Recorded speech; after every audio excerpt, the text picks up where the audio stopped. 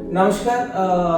10 अक्टूबर हर साल world mental health day मनाया जाता है और जैसे कि हम जानते हैं मेंटल हेल्थ जो है हमारे ओवरऑल हेल्थ का बहुत ही इम्पोर्टेंट पार्ट है। तो इसी विषय पे हमारे साथ बातचीत करने के लिए आज बहुत ही इम्पोर्टेंट गेस्ट जुड़े हैं और मैं इनका स्वागत करना चाहूँगा। सबसे पहले मैं नाम लेना चाहूँगा head coach Sanjay Kumar Garnayak sir, जो कि उड़ीसा स्पोर्ट्स डिपार्टमेंट में as a head coach of athletics कार्यरत हैं और फॉर्मर नेशनल चीफ कोच रह चुके हैं एथलेटिक्स के और ओलंपिक कोच भी रह चुके हैं नेशनल एथलेटिक्स टीम के। उसके बाद मैं नाम लेना चाहूँगा chief coach Ashok Kumar Mishra ji. Sir AMNS Orissa gymnastics HPC में एज ए चीफ कोच भी कार्यरत हैं और फॉर्मर चीफ कोच रह चुके हैं नेशनल टीम के और चीफ कोच रह चुके हैं स्पोर्ट्स अथॉरिटी ऑफ इंडिया में। और फिर मेरे सामने बहुत ही well known personality from sports हैं sir K Ravi Kumar ji. Sir Olympics खेल चुके हैं और अर्जुन अवार्डी भी हैं और करंटली एज ए DSP कार्यरत हैं उड़ीसा पुलिस डिपार्टमेंट में और साथ साथ में 10 मीट वेट लिफ्टिंग HPC में weightlifting as a weightlifting coach अपनी सर्विसेज भी दे रहे हैं। Sir also have won medal in Commonwealth Games in 2010। Sir मैं आप सबका स्वागत करता हूँ। Thank you sir, you very much. जैसे कि सर आप देख ही रहे हैं वर्ल्ड मेंटल हेल्थ डे के ऊपर बात करने के लिए तो जुड़े हैं और हमने अक्सर देखा है कि हेल्थ के बारे में काफ़ी काम हो चुका है, काफ़ी बातें हो चुकी हैं और अभी भी काम चल रहा है। वर्ल्ड हेल्थ ऑर्गेनाइजेशन हर साल कोई ना कोई नया थीम लेके आती है और इंडियन वैदिक साइंसेस की अगर हम बात करें उसमें भी काफ़ी जिक्र है हेल्थ के ऊपर, खास करके जो मानसिक हेल्थ है हमारी, जो मेंटल हेल्थ है उसके बारे में। तो आपके एक्सपीरियंसेस में मेंटल हेल्थ कितना इम्पोर्टेंट है स्पोर्ट्स में, क्योंकि अक्सर हम देखते हैं स्पोर्ट्स में ज़्यादातर फोकस जो फिजिकल ट्रेनिंग पे रहता है। तो मैं संजय सर आपसे पूछना चाहूँगा कि आप मेंटल हेल्थ के बारे में क्या विचार हैं? See, as far as mental health is concerned, it is like a interrelationship with you have got interrelation with the physical performance. Because why? Because mental health means it is a fundamental overall status of the athletes. Okay, so then if you go back, why it is integral part of the along with the physical activities? Because mental health means it is referred to the emotional, psychological and social aspects of the athletes. Okay, and it determines the ability of to cope up with the mental stress of the athletes. So it is very important because if one part is affected, other part also will be affected. So as a coach, so we have to train both qualities, because physical qualities and with the help of a mental health professional or psychologist, you can train if you have found any problem in the mental health. So that can also be along with the training, that also that mental health training also to be given to the athlete or sportsman to develop the overall performance of the game और athletes और events. आपका ये मानना है कि जो mental health है ये एक बहुत ही इंटीग्रेटेड पार्ट है स्पोर्ट्स में? Yes, I am absolutely 100% agree with that. मैं अशोक सर आपसे भी पूछना चाहूँगा एक्चुअली, जैसे संजय सर ने कहा कि ओवरऑल पार्ट है और जिम्नास्टिक्स का अगर हम एज ए स्पोर्ट हिस्ट्री देखें तो USSR के टाइम पे, GDR के टाइम पे बहुत पुराने जो स्कूल हैं जर्मनी में, तो इसकी एक अपनी हिस्ट्री रही है और काफ़ी मुझे काफ़ी इंट्रीगिंग स्पोर्ट्स लगता है क्योंकि इसमें बहुत सारे ऑपरेटर्स हैं, बहुत सारे एलिमेंट्स हैं और डिफ़िकल्टी लेवल भी हमने देखा, काफ़ी डिफ़िकल्ट स्पोर्ट है ये। तो आप इतने सालों से स्पोर्ट्समैन को देख रहे हैं, तो एज ए कोच कैसे आप एक इम्पोर्टेंस जो है माइंड को लेके और मेंटल हेल्थ को लेके सेट करते हैं? आपके इसके बारे में फर्स्ट ऑफ ऑल ये ऑलवेज एक बातचीत कि whether mind is first or body is first, but for all the sports persons and everybody it should be a healthy mind in a healthy body. So that is what required. Gymnastics is a sports with not a exactly cyclic sports like one movement always happening. There are so many different apparatuses, and all the apparatuses have different types of exercises. So what happens if you are physically fit but you are not mentally fit?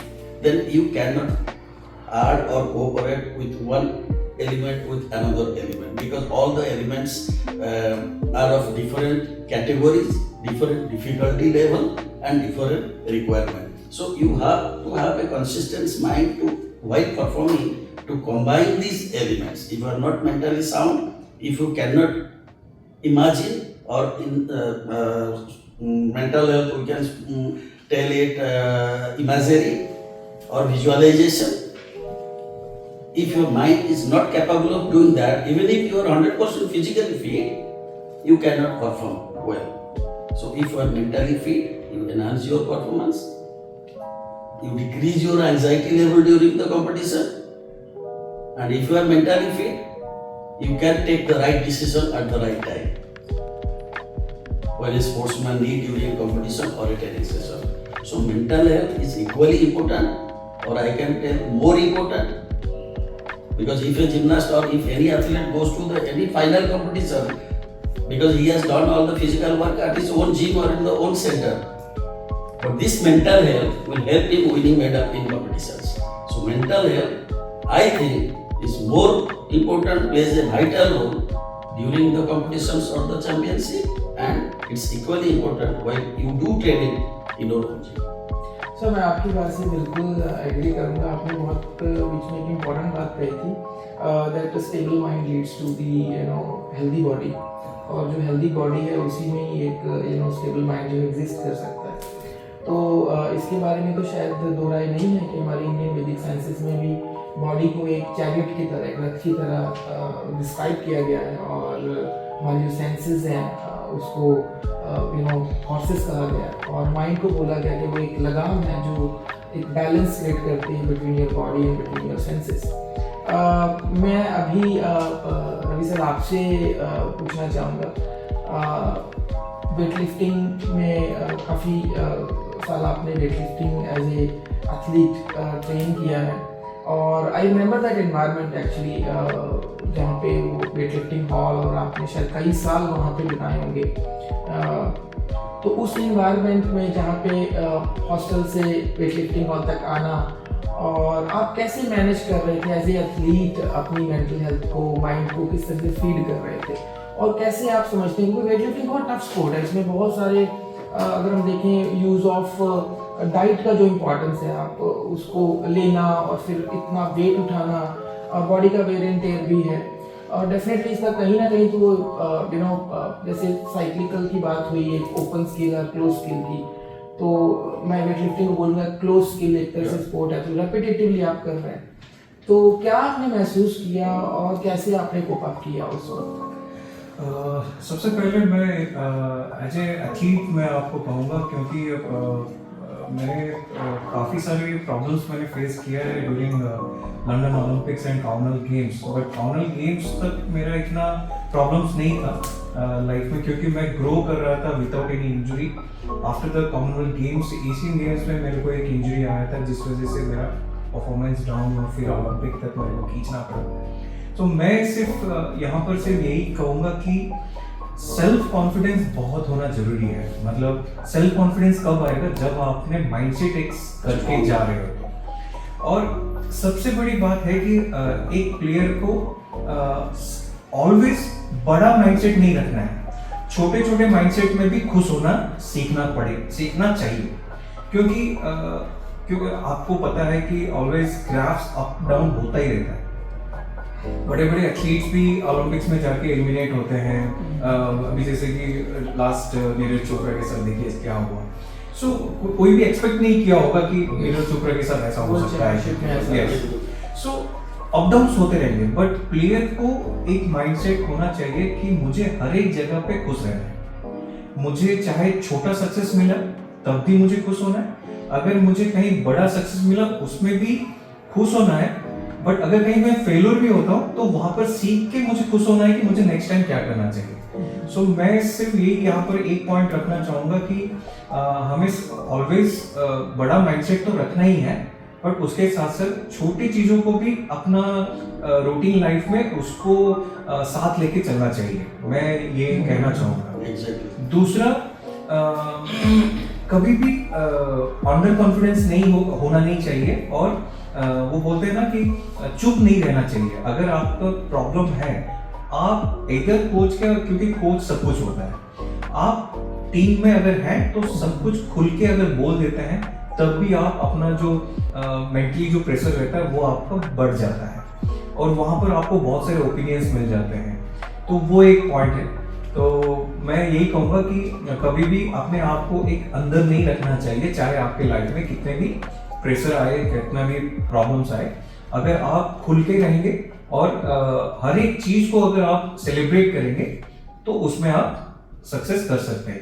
और एक point यहाँ पर सिर्फ last में रखूँगा, जो हमारा recovery process को हमें एक रूटीन लाइफ में डाल देना चाहिए। अगर उसको हम नहीं कर पा रहे हैं तो भी हम अपने मेंटल हेल्थ को हम डेवलप नहीं कर सकते। जैसे कि उसमें स्लीप भी आ जाता है, डाइट भी आ जाता है, ट्रेनिंग प्रोग्राम्स का जो प्रॉपर शेड्यूल्स का भी आ जाता है। हर एक चीज को एक प्लेयर को, मतलब कोच के ऊपर डिपेंड नहीं होना चाहिए। एक प्लेयर को उस रूटीन्स को अपने लाइफ का एक पूरा पार्ट ऑफ करके रख देना चाहिए। एंड लास्ट में स्क्रीन टाइमिंग्स को जितना रिड्यूस कर सके उतना अच्छा होता है हमारे मेंटल हेल्थ के लिए।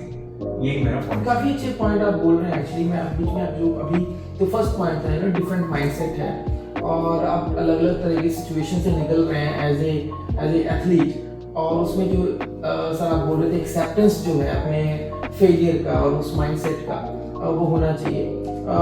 कम्युनिकेशन आपने हाईलाइट किया कि कम्युनिकेशन बहुत इंपॉर्टेंट है। आई थिंक ये हम अभी डिस्कस भी करेंगे, क्योंकि अक्सर देखा जाता है कि एथलीट चैलेंजेस फेस कर रहे होते हैं, कुछ साइकोलॉजिकल कंस्ट्रेंट होती हैं, अभी किसी को फैमिली का इशू है, किसी को कोई इमोशनल इशू है जो उसका खुद का ही क्रिएट किया हुआ है बिकॉज ऑफ हिज और हर ओन थॉट प्रोसेसेस और थिंकिंग जो स्टाइल है। तो जो ओपन कम्युनिकेशन है, इसके लिए मैं पूछना चाहूँगा सर आपसे, क्या लगता है कि ओपन कम्युनिकेशन स्पोर्ट्स में अगर हम इसको अप्लाई करें तो इससे क्या मेंटल हेल्थ को टैकल करने में, मेंटल इश्यूज को और बेहतर करने में कोई बेनिफिट आपको लगता है मिल सकता है? Yes, कुछ cases ऐसे there are some cases also to be, it has to highlight openly also, and some cases has to be restrict because some personal problem of the athletes that should not be to be confined to the psychologist or to the coach, because athlete coach relationship has to be maintained and the coach has to see the life balance also. You should make a program that life has to be balanced, because by looking into the athletes education, parent status and your training program, that all has to be balanced. So coach open communication, yes, it is, I agree, but certain cases also that has to be some close communication along with athletes. Some confidential has to be between coach and athlete. So everything, but it should not be shared with others. So in that way, because then it will be improved. Otherwise, like athlete hesitate हो सकता है, हाँ, जरूर। उनकी कोई personal information Yes, है, yes, most of the yes. athletes बताते नहीं हैं। And But I because think- of that, sir, because of that, Yes. I feel, because after I left the weightlifting, I realized that what I done previously, what mistakes I already done. Because in my time, coaches and players between जो gap होता था वो बहुत ज़्यादा था। Because we respect, so we जो एक डर था, मतलब कोच मतलब हम डरते थे, बट आज के डेट में कोच और प्लेयर एक बेटा बाप जैसा, बेटा बाप का रिलेशन, Also friends. फ्रेंड्स का रिलेशन, सब मतलब कुछ। बहुत क्लोज हो जाता है। सो ये एक पॉइंट है वहाँ पे।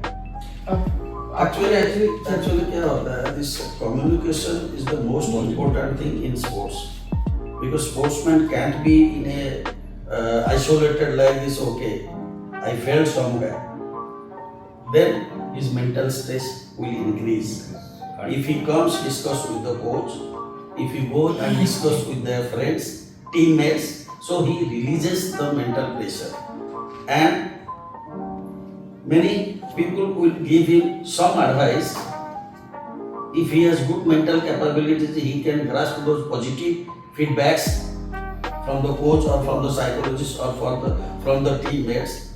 And this failure setback can be because from this failure or the setback he can learn something and can do better in the competition to which he has set up the goal. Because if you have good mindset, you will set the goals like this. And every goal, it's not 100% achievable. But if you have a mindset and plan accordingly, then only you can reach to that point. So positive mindset helps you achieving your goal. Sir we are talking about mental stress also. Yeah. Sir आपने open communication mindfulness की बात की और importance बताई कि कितना important है ना आपके time पे. It was very difficult for you. Maybe you never felt that need or requirement to go because that environment was not provided to you. Today that is not the case. Nowadays, athletes are exposed to social media. Also, they're much more open and they go and talk to the coach. Mental stress और burnout की हम बात करेंगे थोड़ा सा यहाँ पे. मुझे एक weightlifting का केस याद है. I think आपसे जूनियर एक एथलीट है, आप भी उनको जानते होंगे. तो बट मेरी जो ऑब्जर्वेशन में आया जब मैं देख रहा था कि एक सीज़न में फुल ट्रेनिंग किया एंड जैसे आर्मी में एक उनका एक अपना कंपटीशन का कैलेंडर होता है. तो सबसे पहले आप विद इन आर्मी आप compete करते हैं, फिर उसके बाद आप सर्विसेज के लिए क्वालिफाई करके फिर आप नेशनल्स के लिए जाते हैं. तो when जब I used to go there and watch that individual training on the platform. और आर्मी में अच्छा जो इंटर आर्मी है कॉम्पिटिशन्स में अच्छा परफॉर्म किया, सर्विसेज में भी अच्छा परफॉर्म किया. जस्ट नेशनल के पहले क्योंकि अक्सर गैप कम रहता है. आई थिंक आप वो समझ रहे हैं उसमें. जब आपको back to back competition there are athletes जिनको सीधा जाके नेशनल के लिए पार्टिसिपेट करना है, बट आर्मी में जो है वो they go through different type of process. तो मैंने देखा कि वो ट्रेनिंग कर रहा है एक दिन फ्राइडे को मैक्सिमम होता है. सडनली वार्म अप किया, आप स्नैच से स्टार्ट कर रहे हैं तो आप धीरे धीरे करके इम्प्लीमेंट करते हैं. देन यू पिकअप होके मैं इतना उठाऊंगा. This guy was failing the lift actually. वो उठा रहा था ऊपर की तरफ और उसकी लोअर बॉडी काम नहीं कर रही थी, लोअर बॉडी ऊपर की तरफ पुश नहीं कर रही और वो वेट फेंक गया. एंड जिस कोच ने इतनी मेहनत की हो और सडनली अपने एथलीट को इस सिचुएशन में देखे जबकि 6-7 दिन बाकी है नेशनल चैंपियनशिप में, तो उसके मन में तो आएगा कि मेरा मेरे एथलीट को क्या हुआ है और ये सब. हमने कोशिश की थोड़ा सा कि उसको बातचीत करें, उससे पूछें, समझें. ऐसी सिचुएशन में मे बी मैं भी क्या कि बात नहीं करूँ डायरेक्टली वेट लिफ्टर्स के पास. आपको नहीं भरोसा है कि ऐसे क्योंकि फ्रस्ट्रेशन आ जाती है और आपसे अगर आपका रिलेशन बहुत अच्छा नहीं है वो फिर आपको नहीं सुनेगा. तो वही सेम चीज़ क्लीन जग के टाइम पे हुआ. तो हमने काफ़ी रिड्यूस किया वेट. 85 था उसका चल रहा था मैक्सिमम. थोड़ी वेट कैटेगरी आप होनी तो उठा रहा था वो. हमने कम करते स्नैच में भी ऐसे ही किया लेकिन हुआ नहीं क्योंकि उसका ही कहना था कि मेरी लोअर बॉडी में वेट फील नहीं हो रहा है. तो क्या आपके साथ ऐसा कभी हुआ है और क्या आपको लगता है ये ओवर ट्रेनिंग या बर्नआउट या किसी तरह से कोई मेंटल स्ट्रेस के साथ जुड़ी हुई इसका लिंक है? देखिए, जैसे आपने इतने जो कहा है ये एक्चुअली हर एक प्लेयर के साथ होता है. क्योंकि मैंने जैसे कहा कि इससे पहले भी ग्राफ्स अप एंड डाउन होते रहते हैं. बट हम लोग सिर्फ उस दिन का ट्रेनिंग प्रोग्राम को लेकर अगर फ्रस्ट्रेशन में आ जाए, अगर मेंटली स्ट्रेस में आ जाए, तो हमने जो 365 दिन जो मेहनत किया था ना वो सारा जीरो हो जाएगा. Exactly. सो इसीलिए हमें उस दिन का जो ट्रेनिंग प्रोग्राम जो है वो तुरंत उसको मॉडिफाई करके हम लोग क्या करते हैं, एज ए प्लेयर और कोच की बात कर रहा हूँ. कोच देखता है कि अगर प्लेयर नहीं काम कर रहा है और प्लेयर भी अगर सोच रहा है कि मेरा आज बॉडी काम नहीं कर रहा है, सो कोच के साथ डिस्कस करके उस ट्रेनिंग प्रोग्राम को ही मॉडिफाई कर देता है.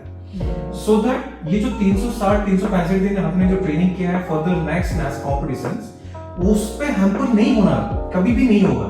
क्योंकि आपने पूरा फोकस किया है, पूरा मेहनत किया है। तो उस केस में मेरे साथ काफी बार हुआ है, जब आप बिलीव नहीं करेंगे, जब मैं 190 क्लीनिंग जब किया था उस टाइम सिर्फ रॉड में वार्म अप करते हुए मेरा बैक इंजरी हुआ, ओनली 20 kg बार में, एंड आई कंप्लीटली 15 डेज के लिए मैं बेड रिटर्न हो गया कंप्लीटली। सो उसको ओवरलुक ये करके, मतलब उसको अवॉइड करके जो बैक करना, वो होता है एक कोच और प्लेयर के बीच में जो अंडरस्टैंडिंग। और सबसे ज्यादा होता है एक प्लेयर, क्योंकि उसने अपना 100% दिया होगा पूरा साल भर, तो उसको वो टारगेट रखेगा कि मैंने साल भर मेहनत किया, ये 15 दिन कुछ नहीं है। सो उसको ओवरकम करके वो कंपटीशन कर सकता है। सो इसलिए यहाँ पर फिर से वही आ जाएगा सर, कि रूटीन अगर की आप बात आप बात कर And रहे हैं, this phase हाँ. does not last for a long period. This is a very short period phase where the coach can modify the training program and bring back the athlete to the same. this is common in Yes, yes. This is every sport. Every sport. मैं सिर्फ weight lifting में every, अगर जैसे कि gymnastic ले लीजिए, athletic, दौड़ते हुए अगर एंकल ट्विस्ट हो गया, या तो करते हुए कुछ रिस्ट में लोड आ गया या शोल्डर में लोड है, इसका मतलब ये नहीं है कि वो अपना साल भर का मेहनत वो जीरो कर देगा, वो कोच तुरंत अपना मॉडिफाई करेगा। बट सबसे बड़ी बात ये है कि प्लेयर का जो मेंटल स्ट्रेंथ, अगर वो उसमें स्ट्रांग है तो डेफिनेटली वो कमबैक कर लेगा। I'll give one example. In 2004 Olympics, I had athletes, heptathletes. They have 7 events. They have to complete in 2 days. So first 4 days, she was standing 8th in Olympic. First 4 days, first four events. Then second day start with, her name is JJ Soba, Arjun Awadi. Second day, then start with the long jumps. First day, 100-meter hurdles. Then move to the high jump, short put, and 200 meters. First day event is over. She has given her life best in all events, excellent. Like she was standing 8th in the Olympics. Okay, first day. So everybody thought ki yes, there is chances of getting better than JJ Soba. And fortunately, I was there also. Then second day, I motivate whole night, and it was competition was continuing about night 2 o'clock. Competition was over, so it was prolonged continue. Then again night 2 o'clock, we were just going back to the hotel. I motivate her. Next day 8 o'clock, again the event start. So within that, I told our recovery expert, foreign expert, give proper recovery and everything, so that she will be ready for the next event. And she is highly motivated. Next long jump, morning event long jump was there. She did excellent well. So now 6th event, javelin. So while doing javelin, she got the ACL tear of his left knee. ACL tear during competitions. And one more event was there, 800 meters. And 800 meters was her the best. As per the timing, she was leading 4th, 5th in the world in 800 meters. 2 minutes 10 seconds. Then everybody thought now is finished because ACL tears. Then the organizers also in the board they gave DNF. Did not Finish. because she left. Then what happened? So myself, recovery expert, and our secretary also was there, Dr. Lisa was there. All three sat together and given full motivation. She has given, with thanks to the recovery expert of Russian expert. So with ACL tear, they are given such a first aid within, and event was there's a gap of 3 hours. So by that time, she's got not ACL tear, will not able to recover, but they made her to at least run. So initially 80 meters, she was standing last because slowly she started, and because 2 rounds she has to go 800 meters. After 80 meters, she pick up, and she came around giving the timing 2:8:17, and she lost the medal by 140 points. Means hardly she able to complete 2 minutes 11 seconds. She would have got a medal, but she lost by 120 points, 4 seconds, 2:17, and she was capable of doing 2:11:10, and even she could clock 2:13 also. That was a medal, but still see how mentally she topped. See with that such a mental motivation, mentally she participated, ran also 2:17 also. It's a very good time in the Olympics, तो and इसमें she came 9th in the Olympics. performance. तो sir इसमें कहीं ना कहीं जो बड़े जो मल्टी स्पोर्ट इवेंट है Yes, yes, ओलंपिक्स yes, है very तो good. थोड़ा सा मैं Mental- उधर आना चाह रहा yes, था yes. आपने आजकल टीम के साथ मल्टी स्पोर्ट्स में मेंटल ट्रेनर जाते जाते हैं हैं. nowadays along with doctor physio masseur they take also the mental trainers only for yeah, because that helps a lot if an athlete goes to the finals because that is a totally mind game with the physical and all technical he or she has already done during the training time but it's just a mind game in the It final is nothing not more than even that. all of you. You should start it through training itself. yes It is a mental trainer has to be attached. Until you do the training also not directly you cannot do anything in the home. So training and mental training is it together. तो जैसे आप बोल रहे थे कि अभी mental training is very integral part of Yeah. आपके time पे तो ये जो सर्विसेज थी वो अवेलेबल नहीं थी अगर मैं गलत नहीं हूँ तो। That was coach is to because there was no success but coach has to do because coach is with the athlete 24 hours. Since there is not available the mentor, now it is there, but that time though in our time 2004 there is not possible psychology sports यहाँ specialized पर psychology. मैं सिर्फ यही कहूँगा हमारे time में sir के time में तो बहुत अलग बात होता था मेरे टाइम में भी मैं यही कहूँगा कोच का रोल ही एक Yeah, फिजियो होता था yes. एक साइकोलॉजिस्ट होता था एक Everything. न्यूट्रिशनिस्ट होता था Everything. एक मतलब each and everything Everything. Coach के ऊपर ही हम डिपेंड होते थे Yes, So, plan, coach ही सब कुछ होता था उस everything. time. Yes. तो अभी मतलब ये थोड़ा Now things has been yes बदलता हुआ। better yes things have been Every better. but now ऐसा है कि because all the sports have become much more competitive than previous years. So the coach is only for the technical. Technical, You yes. have separate physical trainer, you have separate physiotherapist, you have your sports psychologist, you have your nutritionist, everything separately. And coach has to focus only on the technical part of the game. So this has been a new thing. in So recent that's why years. now the coaching fundamental philosophy also has been world athlete has given changes. Science support, athlete center, coach driven.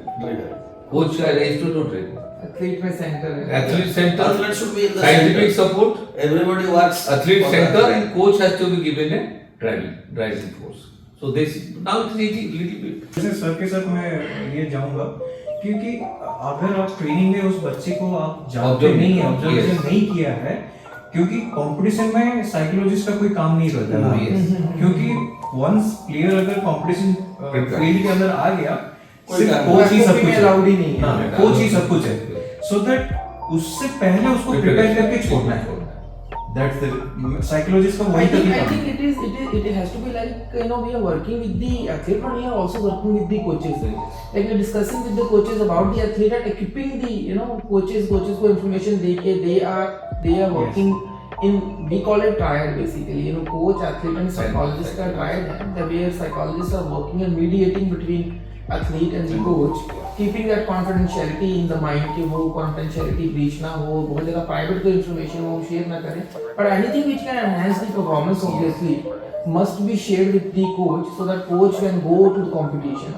And coaches are there, they are the whole the individual whole and soul who will look into each and every aspect of the sportsman.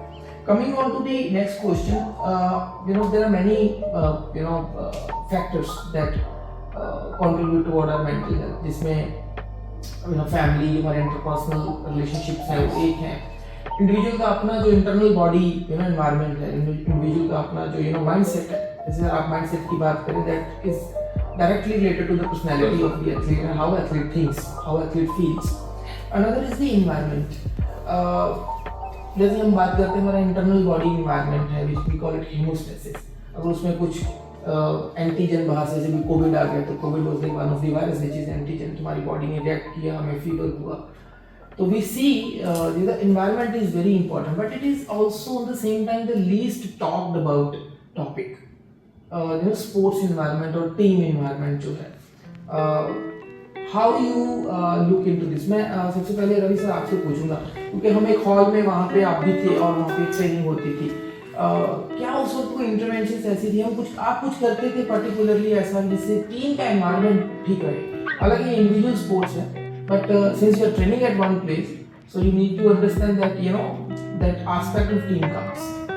Actually देखिए अगर आप एक group में अगर training कर रहे हैं तो जैसे एज ए प्लेयर की मैं बात करूँ तो प्लेयर का तो रोल रहता ही है कि अपना वो बेस्ट दे, ताकि अगर वो अपने साथ साथ सारे जो अपना जो टीम है वो भी मोटिवेट हो, ताकि मेरे को देख के वो भी अच्छा करे। सेम जगह पे मैं कोच की बात करूँ, कोच का भी काम यही रहता है कि मैं एक प्लेयर को अगर मैं मोटिवेट करता हूँ, उसका जैसे चाहे वो वहां पर थोड़ा सा भी कुछ गलत करे बट उसको थोड़ा सा करेक्शन करके मोटिवेट कर दूं, तो बाकी बच्चे भी उसको देख के और थोड़ा सा मोटिवेट, हाँ सब कुछ ठीक चल रहा है। तो मैं यही कहूंगा कि टीम में जब आप होते हैं आपको कभी भी ये नहीं दिखाना चाहिए कि मेरे साथ कुछ गलत हो रहा है, या अगर भी गलत हो रहा है तो उसको पॉजिटिवली आपको शो ऑफ करना ही करना है, ताकि पूरा टीम का अच्छा हो करके। तो ये चीजें होते ही हैं कभी कभी, क्योंकि जब टीम में होते हैं तो एक प्लेयर का बॉडी मस्त चल रहा होता है, मेरा अगर ठीक नहीं चल रहा है तो मैं वहां पर क्या करूंगा, मतलब एज ए प्लेयर की बात कर रहा हूँ, तो मैं वहां पर अपने आप को थोड़ा सा कंट्रोल करके मैं ट्रेनिंग को मॉडिफाई करके मैं चुप रह जाऊंगा, ताकि मैं अपना जो मेरा कलीग है वो बेटर ट्रेनिंग करे। और वहां पर कोच का भी यही काम रहता है कि मेरा हर एक, क्योंकि कोच का काम है कि हर एक प्लेयर उसके लिए कॉमन है, कोई ऐसा स्पेशल नहीं होता है, कोई छोटा नहीं होता है, तो वहां पर उनका भी वही काम रहता है। तो ये फील मैंने किया है वैसे। तो सर जिम्नास्टिक्स के बारे में ये सारी एक्टिविटी मैं एक्चुअली इसमें बोलूँगा कि motivation inside the team members, inside the gym and society motivation. हम लोग जयपुर में जिम्नास्टिक सेंटर स्टार्ट किया, उस एरिया में टोटली मैंने किसी को भी पता नहीं कि जिम्नास्टिक्स है क्या। So we have to start there, we call parents, we explain them, we show them videos, everything, this is gymnastics, इसको करने से आपका क्या बेनिफिट होगा। एक तो not directly related to competition but physical changes क्या आएगा, तो ये सब चीज़ समझाने के बाद हम लोग अभी जयपुर कोरापुट इस एरिया में जिम्नास्टिक का अवेयरनेस काफ़ी बढ़ा दिए हैं। तो अभी this is a influence from the society and in the gym. Gymnastic में क्या होता है, suppose it's a maximum coach oriented game almost, because coach का सपोर्ट जरूरी है। तो हम लोग करते क्या है कि सपोज जैसे कि हमारे कोच हमें पुराने में कराता है, एक कोच के पास 10 बच्चा है, एक कोच कराता रहता है, 9 बच्चे खड़े हैं। तो nowadays it is not like this, दूसरे बच्चे डिमोटिवेट हो जाते हैं। 2 आवर्स ट्रेनिंग में I got only 2 times 3 times, so I wasted my time। आजकल सब कुछ मैंने पेरेंट्स भी काफी कसर से, if they are sending 2 hours to the gym, the 2 hours should be fully utilized by my kid। So अभी ट्रेनिंग सिस्टम क्या है, to teach one thing we prepare another 5 stations। This is the final risky with the coach, other physical conditioning, stage number 1, stage number 2, stage number 3 rotates। मेरा पास से गया, go to this place, this one। इसमें क्या होता है, एक positive environment create होता है। जिम्नास्ट कभी भी फील नहीं करते कि आई एम बीइंग नेग्लेक्टेड और मेरा कोच सिर्फ 1-2 बच्चों को जिम्नास्टिक कराता, हम तो ऐसे खड़ा होके जा रहे हैं। So this type of mindset or this type of coaching system has been changed now। Like coach से इन्वॉल्वमेंट लाइक बहुत ज्यादा मतलब हर बच्चों के लिए होना चाहिए, बिकॉज हर बच्चा under him is important. and that leads to the positive environment in the team। Yes, in the team। When you start listening to the athlete or addressing the athlete, Yeah. setting up different drills. Yes। Sir, we are having very good time and very interesting conversation, by the way. Off the camera also we have discussed Yes, some of the topics already। तो अभी एक बहुत important dimension है हमारे Indian context में अगर बात करें तो that is called the culture. तो जो कल्चरल एस्पेक्ट है वो हमारा बहुत वास्ट है। There are many psychologists also those who practice in USA UK, जहाँ पे डाइवर्सिटी ऑलमोस्ट मिनिमम और ना के बराबर है। हमारे यहाँ पे डिफरेंट स्टेट्स के एथलीट आते हैं। तो कैसे आप देखते हैं लाइक कोई रिलेशनशिप है कल्चर और मेंटल रेजिलियंस? जैसे मेंटल रेजिलियंस की एग्जांपल आपने दी, लड़की ओलंपिक्स में जो इंजर होती है फिर वो कोच उसको motivate, that reflects that resilience is there. तो हाउ यू सी कि पर्टिकुलर कल्चर से आए हुए जो बच्चे हैं वो बहुत मेंटली रेजिलियंट हैं ऑलरेडी, या फिर दिस इज समथिंग जो स्पोर्ट्स में आपके एक्सपीरियंसेस के साथ आप इसको गेन करते हैं, and then may be a psychologist also can help you to build the resilience at some time. Sir मैं यहाँ पे कहूँगा कि एज ए एथलीट्स में कहूँगा, तो सर कोचिंग के हिसाब से कहेंगे जब एक प्लेयर न्यूली इंडक्ट होता है किसी भी गेम में, वो पूरा रॉ होता है, उसको कुछ नहीं पता होता है। जैसे कि मेरे को वेटलिफ्टिंग में क्यों कर रहा हूँ मुझे नहीं पता था, बट जैसे ही मेरा मेन टारगेट था मुझे जॉब करना है, मुझे नहीं पता था कि मुझे क्या, मैं कहाँ पर हूँ, मेरे साथ कौन ट्रेनिंग कर रहा है क्या। सो ग्रेजुअली एक प्लेयर सीखता जाता है कि मुझे क्या करना चाहिए, क्या नहीं करना चाहिए, क्या सही है और क्या गलत। जैसे कि हम बच्चे जब जन्म होता है बड़े होते हैं, तो सेम थिंग स्पोर्ट्स में भी सेम चीज होता है। तो मैं आपको ये पूछ रहा हूँ। Yes, sir. What Mr. Ravi said, I fully agree with that. And in addition to that, what you said, the mental resilience and the diversity of cultures. Because nowadays, one camp is there. So athletes are coming from the different parts. So that pushing, because they develop in the camps also, they develop the culture of Punjab, Bengal, Calcutta, everything. So there is no problem this, because and if there is any problem further is there, you can take the help of the mental your psychologist. But then already Mr. Ashok sir has given one but mental resilience is what? Recovery from the difficulties. Okay, what difficulty he has to use, because mentally it is there, mental health is status is okay, everything emotionally, psychological and social well-being all stability is there. So mentally is man quickly he will recover from the difficulty. Then learn from the setbacks, as we said कि by missing some out of 10 skills miss some 3 skills, one skill has to be some. Differences तो होंगे ही नहीं, जैसे हाँ। हम देखते हैं कि बिहेवियर में डिफरेंस दिखता है आपको कल्चर के बेसिस पे। मैंने इसमें एक्चुअली जो मेरा थॉट है मैं एग्री करता हूँ, but whenever you are united in a particular training center or in a particular national camp, the only culture is sports culture in that particular area. There is no diversity in it. Yes. The culture is only sports culture. Only that environment which allow everybody has to obey with that, so that we can have a team. No Some diversity. values are there Yes. which we practice at When we are out of the gym, we go. I am Punjabi, you are Odia, you are a like this. It's not a problem for us. And they learn the When we are culture a team, also. Only one culture is that sports. And we did that during the festival also. They celebrate Yes. the All the festivals all they festivals in the celebrate. camps also. So they learn our culture, but there is no much So this is like a cohesiveness that's cohesive. Yes. Yes, Yes. you know, with the ideas which we implement within, Yeah. within the team. Mhm. So we are almost moving toward the end of the podcast. Actually, we all are liking the discussion. I understand, you know, a lot of thoughts might be coming to your mind also, since you have vast experience within your respective sports. So my last question from every one of you would be, क्या advice आप देना चाहेंगे? One thing which we briefly touched was the social media. So I would love to ask you that you know, what challenges, one single challenge, what you feel, you know, the athletes are experiencing, and what your advice would be. Ravi sir, मैं आपसे start करूँगा. What is your challenge? सबसे पहले मैं यही कहूँगा कि life में आपके बहुत सारे ऑब्स्टिकल्स आएंगे, प्रॉब्लम्स आएंगे, बट खुद से कभी नहीं हारना चाहिए। जब तक आप खुद से नहीं हारते हैं, आपको कोई नहीं हरा सकता। ये मेरा लाइफ का फंडा है। और तो इसीलिए आप अगर चाहे आपके लाइफ में कितनी भी प्रॉब्लम्स आए, अगर मेंटली आप स्ट्रांग हैं तो आपको जैसे कोई हरा नहीं सकता है। और कभी भी मैं करके नहीं चलना चाहिए, हम करके चलना चाहिए, सो दैट आपको कभी भी लाइफ में प्रॉब्लम्स नहीं आएंगे। सो ये मेरा एडवाइस है।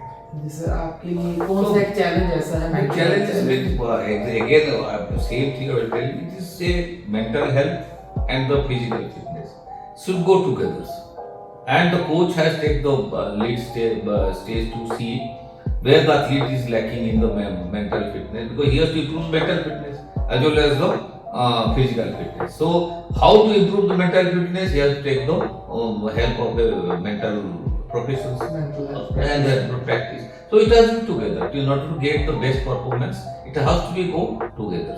Right from the even from start from the training to the go to the. So we can say there is no stigma nowadays. No, Actually, yes. Everyone is becoming so open about mental health Mental, services. yes. Earlier, it was like psychology है तो you know mind is something upset, then you go. But now like everyone is openly Yeah. welcoming mental health services. जो sir कोई एक challenge जो आपको लगता हो mental health से जुड़ा हुआ, चाहे वो Challenges, एंजाइटी है, चाहे वो yeah. डिप्रेशन है, तो क्या लगता है आपको, क्या एडवाइस देना चाहेंगे हमारे एथलीट्स को? Just still, Yes. somewhere we are trying everything from the psychologist, from the coach, from the administrator, Yes, yes. everything. But still, if the gymnast or the athlete will not think from his mind, okay, you are united, we are united in the gym. We should think for each other, not to be selfish. Because we compete as a team, we compete as an individual. Suppose in a team there are 5 players, you compete with your friend also. If you will be selfish, you cannot win for your team. Because suppose one of your team member loses, still you have a chance to cover up his score and make the team champion. So that has to be, everybody has to be united for the same thought. Everybody has to be strong in the mind to cooperate with each other and to help each other. Then only country can win. You can be individually selfish as a type. You may not be, but to help the country, win To be Yes. united actually. to be together. This is, I think, what is still little bit lacking in the country where team games are there. Of course, we are individual game, but we compete as a team also. So this thing is lacking. That So needs to be. that road, Everybody has to be. your roles come that. Yes. To keep the man, okay. Coach is doing, but your roles is that being a How to make better. professionist or definitely. psychologist, sports psychologist, you can help that. So we can assure you that we are actually working hard actually with the help of even the, previously I've seen the government of India and UGC invested so much into the launch of new courses and sports psychology being launched, Yeah. and that's why we have having sports psychologists being served actually in Sports Authority of India and other organizations also.